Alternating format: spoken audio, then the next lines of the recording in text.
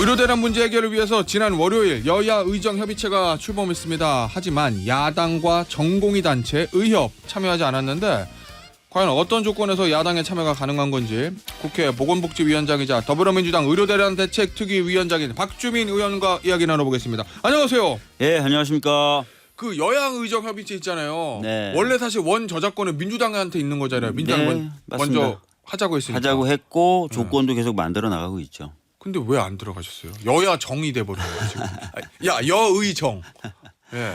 그러니까 저희가 분명히 말씀드렸지만 그 현재 상황을 해결하기 위한 의미도 있잖아요. 여야 의정협의체가. 그게 제일 중요하죠. 그렇죠. 예. 그러려면은 이제 의료계의 상당 부분 예. 혹은 전공의들만이라 하더라도 좀 상당수가 의료계 현장에 복귀할 수 있는 조건들이 갖춰져야만 의미가 있습니다. 예.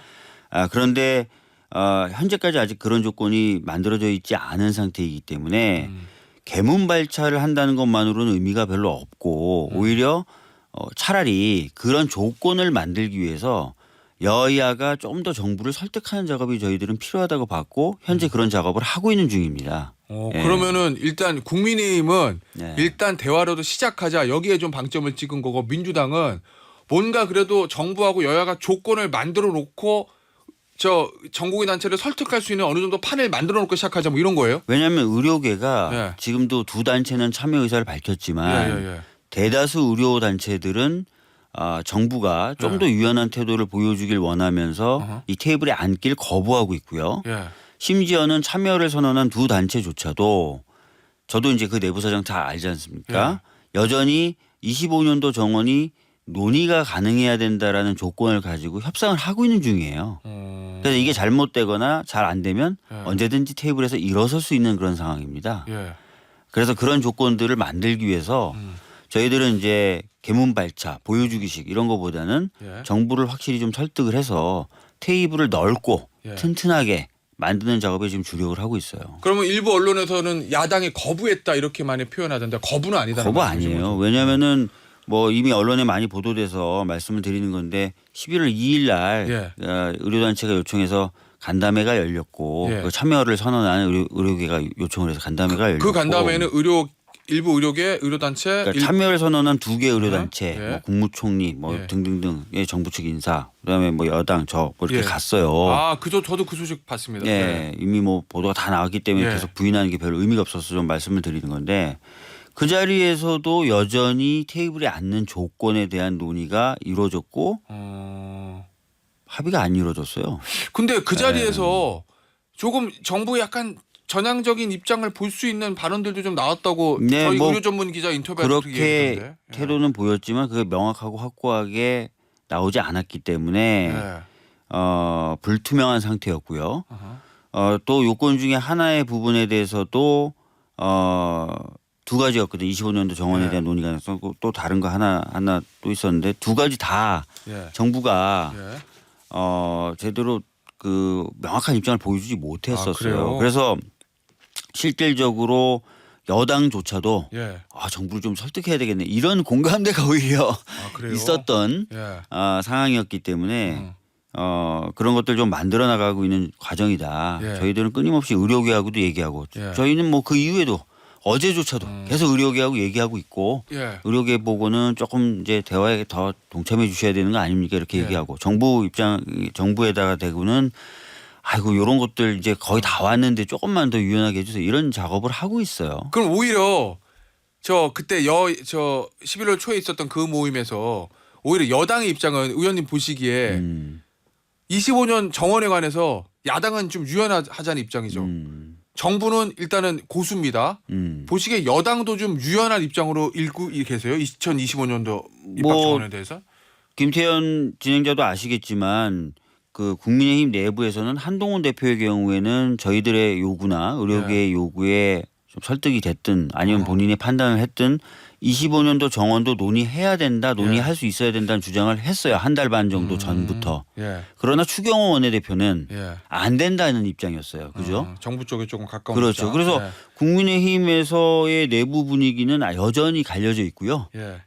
그런 분위기가 그 현장에서 그대로 노출이 됐습니다. 알겠습니다. 어제 이제 여야 여의정 협의체 네. 거기 이제 국민의힘 측 대표 의원이 이제 김성원 의원인데 이런 얘기를 했더라고요. 가능한 한 12월 22일, 23일 전에 의미 있는 결과를 도출해서 국민께 크리스마스 선물을 안겨드리겠다. 네. 이거는 한 달 내에 한번 해결해보겠다 이 얘기인데 가능할 거로 보십니까? 크리스마스 선물? 뭐 논의를 굉장히 빨리 한다면은 할 수도 있어요. 왜냐하면은 의료계 요구사항이라고 하는 부분에 대해서는 이미 저희도 다 알고 있고 정부도 다 알고 있고 여당도 다 알고 있는 거거든요. 그렇기 때문에 뭐 마음만 내면은 금방 할 수도 있습니다. 예. 근데 이제 정부 측에서 25년도 안 된다는 이유 중에 하나가 입시는 이미 시작했고 공고 다 났다. 네. 그 수험생이 피해 혼란 이런 거 있을 수 있다. 요 얘기거든요. 근데 보니까 어제 저 의사단체가 이 얘기했다던데 25학년도 의대 합격자 관련해서 수시 미충원 2월 중단, 정시 1차 합격자 배수 조정. 결국 이 얘기는 수시는 이제 어떻게 못하니까 정시에서 좀 조절하자 이 얘기인 것 같은데 가능하다고 보세요 이거 현실적으로? 그러니까 이거를 이제 가능한지 여부에 대해서 정부나 또 의료계 뭐 이렇게 좀 더 저는 그날 둘이 좀 더 본격적으로 대화를 좀 해라. 둘 누구요? 의료계하고 정부요. 의료계는 가능하다고 하고 정부는 불가능하다고 하니까 뾰족한 방법이 있는지 없는지 터놓고 한번 얘기는 좀 해봐라라고 제가 그때 주문을 좀 많이 했었고 실제로 그래서 이제 뭐 많은 분들이 이런저런 아이디어들을 내고 있는 것으로 알고 있어요.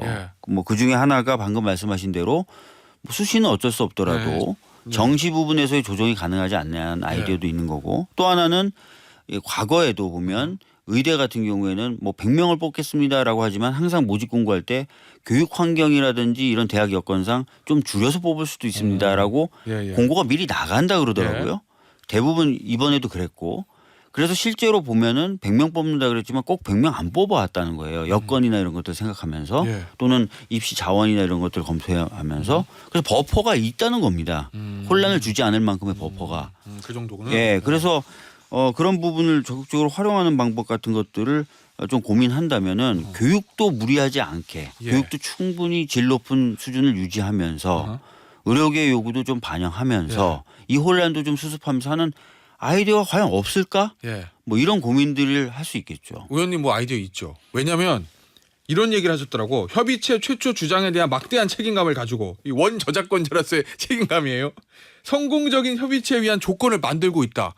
뭔가 보건복지위원장으로서 뭔가 지금 아이디어를 숙성시키고 있는 단계인 것 여러 같은데. 가지 생각을 가지고 뭐 교육부 장관이는 보건복지부 장관하고 얘기하고 있고 총리나 이런 정부 관계자들하고도 얘기하고 있고요. 그다음에 뭐 국민의힘 의원들한테도 계속 얘기를 하고 있어요. 저는. 근데 이 자리에서 뭐 구체적으로 A라는 내용을 가지고 얘기하고 있습니다. B라는 내용을 가지고 얘기하고 있습니다라고 하기는 어렵지만 여러 가지 이야기를 가지고 지금 정부 그리고 여당을 설득하고 있고 그래서 조금만 마음을 내면 아까도 제가 이런 표현을 썼잖아요. 정부가 조금만 마음을 내면 많은 사람들이 테이블에 앉아서 허심탄회하게 얘기할 수 있는 조건이 완성될 수 있다. 알겠습니다. 금방 완성될 수도 있다. 이런 말씀을 계속 드리겠습니다. 알겠습니다. 어쨌든 물밑에서는 많은 움직임들이 있다. 힘들어 죽겠어요. 그래요. 다 정부도 다 지금 왔거든요. 계속 저희가 설득하는 내용대로 쫓아서 조금씩 풀어서 왔거든요. 마지막 한 번만 마음을 내면 됩니다. 알겠습니다. 아유 빨리 연말 전에는 타결이 돼야죠. 그래야지 모든 사람이 해피하죠. 자 주제를 좀 바꿔볼게요. 김건희 여사 특검법 얘기 좀 해볼게요. 수정안을 던졌거든요 민주당에서. 근데 제가 궁금한 거 왜 지금 이 타이밍이에요? 수정안을. 왜 지금 이 타이밍이요? 그러니까 예를 들면은 좀 더 일찍 수정안을 올리든지 아니면은 조금 이재명 대표 선거를 좀 보고 여유 있게 좀 해도 될 것 같은데 왜 지금 갑자기 수정안을 냈을까라는 이 시기에 대한 궁금증이 들어서. 그 내부적 검토 과정이나 검토 내용을 제가 전부 다 말씀드릴 수는 없는데요. 두 번째 특검이 이제 제2표결 결과 부결됐을 때 한 번 정도 더 한번 해보고 그 다음에는 이제 좀 다른 방법을 쓰든지 아니면 세 번째 특검부터는 조금 다른 내용을 해보자는 얘기가 많았었어요. 그렇겠죠. 왜냐하면 이제 두 번째 특검까지 거부되고 세 번째 특검마저도 또 거부되고 막 이렇게 되면은 이 특검을 완수해야 되는 책임을 지고 있는 야당 입장에서도 부담스럽고 힘들겠죠. 그래서 이제 세 번째 특검부터는 뭔가 좀 다른 수를 병행해서 쓰든지 특검에 대해서 약간 변화를 추구하자는 내용은 있었습니다. 그래서 다른 수를 병행하자는 게 상설특검이고요. 그다음에 변화를 주자는 게 이제 이번에 나왔던 이런 추천 방식의 일부 변화 및 수사 대상에 대한 축소 뭐 이런 것들을 얘기했던 거죠. 아니 그래도 이제 국민의힘 쪽에서 나온 그러니까 말씀하신 게 그거잖아요. 3차 때부터 변화. 그러니까 애초에 3차 특검 할 때 처음부터 수정안을 내든지 아니면 말씀하신 대로 거부권 재의결 한 번 더 보고 그다음에 수정안을 내든지인데 이 중간에 수정안을 바꿔서 좀 국민의힘 쪽 얘기 보면 아니 이재명 대표 선거를 앞두고 불리할 것 같으니까 시선을 돌리라는 거 아니냐 당장 그 얘기 나오거든요. 그렇지 않고요. 이 논의는 아까 전부터 두 번째 특검 발의 및 제2호교 그 무렵부터 이런 고민들은 있어 왔던 거고요. 상설 특검만 해도 제가 얘기한 지가 상당히 오래됐어요. 제가 최초 제안자고 제가 지도부를 설득해서 이게 끌고 오고 있는데 요 얘기 해온 과정이 또 있어요. 그래서 제가 거짓말하는 거 아니고요. 알겠습니다. 이런 이제 그 고민들이 계속 있어 왔던 거고. 그래서 뭐 그런 부분까지도 자꾸 정치적 의미 이렇게 하지 말고 저는 국민의힘에서 본인들이 했던 말들도 있는 거잖아요. 뭐 3자 특검, 3자 추천 특검 방식이면 뭐 하겠다느니 뭐 하겠다느니 독소 조항 제거해라는 뭐 특검을 거부한 자는 범인이라느니 뭐 그런 얘기 계속 해왔으니까 좀 그런 말들을 좀 감안해서 이제는 특검에 대한 본격적인 논의를 좀 국민의힘이 하는 게 맞고 오늘 보니까 어떤 여론조사인지 제가 다 꼼꼼히 보지 못했는데 제목만 봤는데 69% 가까운 국민들이 특검을 원한다는 여론조사 결과도 나왔더라고요. 거의 저희가 찾아보겠습니다. 네, 좀 찾아보세요. 알겠습니다.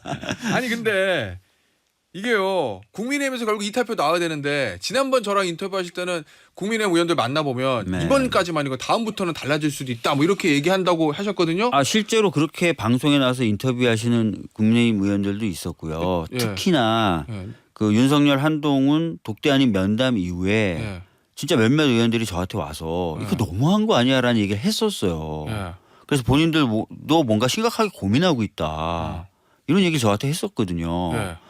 근데 물론 이제 그 이후에 좀 분위기가 많이 달라지더라고요. 갑자기 이제 한동훈 대표가 특별 감찰관을 들고 나오고 우리 대표하고 예정돼 있던 대표회담을 갑자기 기한 없이 미루고 뭐 이러면서 좀 분위기가 좀 달라진 것 같긴 하던데 진짜 그런 분위기가 있었어요. 근데 확실히. 어쨌든 지금은 말씀하신 대로 분위기 좀 달라져서 국민의힘 뭐 단일대오 그래서 뭐 그러나 그 이후에 지금 그 소위 말하는 명태균 녹음 파일, 육성 녹취록 이런 것들이 지금 나오고 있지 않습니까? 그리고 거기에 대한 국민적 공분이 다시 또 높아지고 있고 하기 때문에 저는 또 다른 국면을 통과하고 있다 이렇게 보고 있는 거죠. 그러면은 내일 이제 내일은 통과되고 대통령 거부권 행사하고 한 11월 말까지 2, 3주 시간이 있는데 그때 사이에 전국 변화를 봐서 재표결하면 통과 가능성은 남아 있다 이렇게 보시는 거예요? 네, 그렇습니다. 지금 뭐 언론을 봐도 하루에 1개 또는 2개씩 새로운 사실들이 지금 계속 나오고 있거든요. 명태균 씨 관련돼서요. 그렇죠. 그리고 우리 이제 민주당도 상당히 많은 제보들이 들어오고 있는 상황이고 녹음 파일도 꽤 많이 확보하고 있다 그래요. 그러면은 그런 것들이 갖고 있는 파괴력이라든지 그런 것들이 가지고 있는 영향력들 이런 것들도 좀 고려를 해야 되고 그러면 28일 날 있을 예정인 그 제2표결의 결과는 예측하기 어려울 수도 있죠. 알겠습니다. 이 명태균 씨 얘기 하신 김에 좀 요거 보죠. 어제 오늘 단독 보도 나온 거 보니까 검찰에 압수수색했는데 명식 컴퓨터 복구하는 과정에서 대통령과의 녹음 요런 제목의 파일을 명태균 씨가 여러 번 기록을 받고 그러니까요. 파일 자체 확보하지 못했고 그다음에 당시 이제 이준석 대표하고 주고받았다는 카톡 대화 내용 또 복원했고 오늘 아침 조선일보 보니까 김종인 전 위원장이나 이준석 의원 검찰에서 조사할 수도 있다 이런 보도 있던데 이거 어디까지 뻗어나갈 거로 보십니까? 글쎄요 지금 뭐 녹취록도 처음에 자기가 있다 그랬을 때 많은 사람들이 허풍이라고 생각했잖아요. 대통령 육성 녹음 파일 육성이 있다고. 근데 허풍이라 그랬잖아요. 근데 그 녹음 파일이 존재해서 일부가 민주당에 의해서 공개가 됐고요. 그다음에 지금 말씀하신 것처럼 사실인지 모르겠지만 보도에 따르면은 US 파일을 연결해서 여러 번 흔적이 있고 그 흔적에는 대통령 육성 녹음 뭐 이런 제목의 파일을 여러 번 흔적이 남아 있다는 거잖아요. 그리고 그 USB는 지금 찾을 수가 없고. 맞아요. 그러면 뭔가 확실히 있긴 있다는 거지 않습니까? 그리고 본인이 분명히 그렇게 얘기했죠. 자기가 구속이 되면 한 달 내에 네. 한 달 내에 하야시킬 수 있다. 나중에는 뭐 농담이었다 이렇게 농담이었다고 얘기하지만 그렇지만. 지금 보면 대통령 육성 녹음 자기 통화 있다 했는데 진짜 나왔고 그죠? 네. 그런 얘기가 오히려 사실로 좀 오히려 증명되는 것들이 많잖아요. 그래서 진짜 그런 파괴력 갖고 있는 뭔가를 가지고 있을 수도 있지 않은가. 예. 그것이 완전히 허풍만은 아니지 않은가 이런 생각도 좀 해보게 되죠. 뭔가 실체는 있을 수도 있다. 예, 알겠습니다. 그럼 뭐 재미삼아 파일을 대통령 육성 녹음이라고 한번 여러 번 흔적을 남기고 그랬을까요? 알겠습니다. 마지막 주제 될 것 같은데요. 금요일 날 이재명 대표 선거법 1심 판결이 나와요. 선고가. 네, 뭐 1심이긴 하지만 문제는 여기서 당선 무효용이 나오면 이재명 1심이지만 이재명 대표가 대선 출마가 어려워지는 거. 이거면 이재명 대표 개인의 문제라고 그렇다 하더라도 민주당 선거부정금 저 국고로 환수되잖아요. 근데 어제 주진이 의원 얘기 그럴 일은 없을 것 같아요. 그런 일이 없다는 얘기는 당선 무효용 안 나올 거다. 그런 거 안 나올 것 같아요. 그럼 어떻게 전망하세요? 아니 저도 변호사잖아요. 네, 저도 변호사고 변호사 네. 10년 넘게 변호사로 밥을 먹고 살았습니다. 네. 그리고 이런 선거법 사건 제가 꽤 많이 다뤘었고 그렇죠. 한간에서는 제가 선거법 전문으로 소문도 나기도 했었어요. 변호사 때. 예. 근데 내가 누구를 기억한다 이런 거를 가지고 선거법 위반이다라고 판단하기 시작하면 예. 그냥 변호사였을 때 저의 그 법리적 그런 검토뿐만 아니라 제가 지금 정치하면서 느꼈던 이 정치 현실을 비춰봤을 때 아무도 정치 못해요. 그래요. 내가 누구 기억 못한다. 내가 누구 잘 모르고 별로 안 친한 것 같은데 이게 다 거짓말이다 그러면 또는 이게 뭐 이걸 가지고 다 잣대로 판단한다 그러면 예. 가능할까요 그게? 그러면 그거 뭐 김문기 씨 관련 그다음 백현동 관련 다 무죄다 나올 거다. 제가 보기에는 네. 그 법원도 법리적으로 판단했을 때 이런 것까지 다 재단하기 시작하면 굉장히 어렵거나 뭔가 정치적인 활동이 불가능해지지 않을까 이런 판단도 할 것 같아요. 예. 알겠습니다. 어쨌든 저 이재명 대표하고 민주당에게 최악의 결과는 나오지 않을 거다. 네. 예. 알겠습니다. 자 마지막으로 요거 좀 말씀드릴게요. 아까 마지막이라고 그러셨는데. 여론조사. 예. 여론조사 기간 이 여론조사 꽃이 11월 2주차 AIR에서 정기 여론조사를 했는데 그 결과에 따르면 김건희 여사 특검법 3차 표결을 앞두고 국민의힘 의원들이 어떻게 해야 한다고 보느냐 이 질문에 대해서 69%가 찬성해야 한다라고 대답을 했다고 합니다. 자세한 내용은 중앙선거여론조사심의위원회 홈페이지를 참조하시면 됩니다. 오늘 인터뷰 여기서 마무리할게요. 더불어민주당 박주민 의원이었습니다. 의원 감사합니다. 네, 감사합니다.